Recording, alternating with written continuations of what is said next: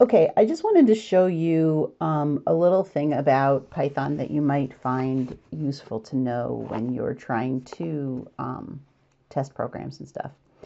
So I have made a trio of files. I have a file called Ford, which is just has a couple of functions that print some quotes.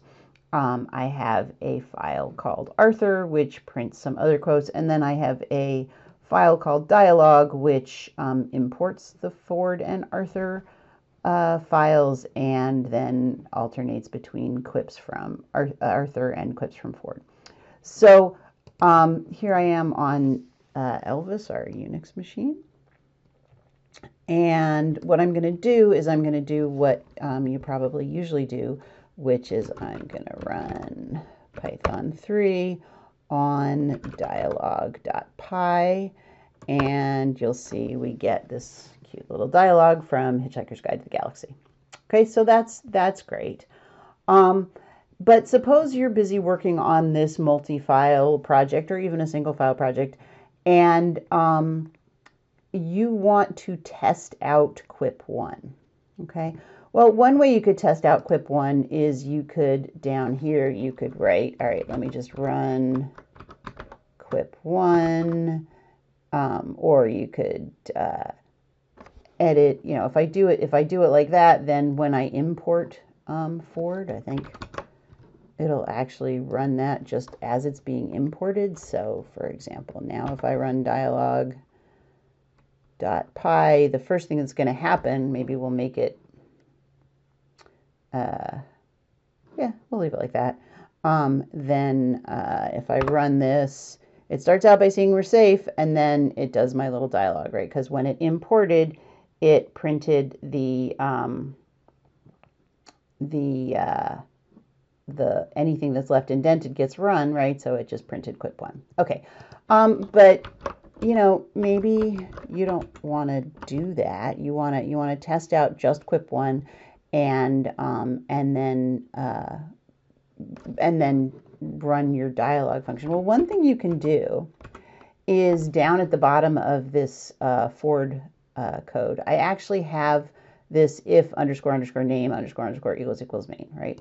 And what that means is if you ran this file, so this file is the main file, then do these two things, quip1, then quip2. Maybe we'll just make it quip1 so you can see it. I'm just doing that. So if, for example, I say Python 3 and then Ford.py, because I'm running Ford.py, it's going to say, ooh, the name is main, and it's going to run just quip1. So I can check it, right? But notice that if I run Python 3 on dialog.py, that part gets ignored, right? So it's just doing what this says, and it's ignoring, even though this is outdented, it's saying, oh, well, that's only if this is the main, right? And so that's very useful, and you can use that to test, like, let's suppose I just wanted to test a function in my code. Very useful. And the other thing that you might not know about is this thing called Shebang. Here we go. At the very top of my dialog code, I actually have a function. I have something that looks like a comment, and it is a comment. But if I'm running on a Unix machine, this is also something that I can actually use to get this started as a Python 3 command without having to prefix it with Python 3. So if I do an ls-l of dialog.py, you will see that right now it's not actually executable. But if I do a change mod of dialog.py and I do another ls-l, now it is executable. You can see it right here, right? And so I've turned it into an executable, and when you try to execute a file from the command line, the first thing it tries to do is run whatever command is specified in this hash bang line, right? The shebang line. And so now I can say something like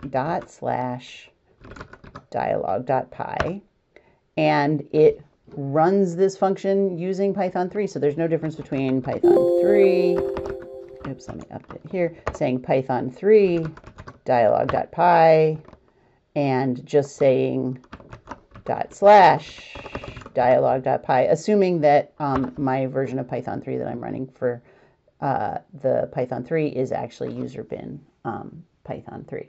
So a couple of things going on here. The main one that I wanted to show you about was this if name equals main, because sometimes you can, test much smaller pieces of your code and it's very useful and you can just leave it in there for later. But also I thought you might like to see this shebang thing, because one of the things that that I get you to do in the homework is to make sure that the tester file is executable. And the reason that I do that is because when I actually run the tester code, it just executes it.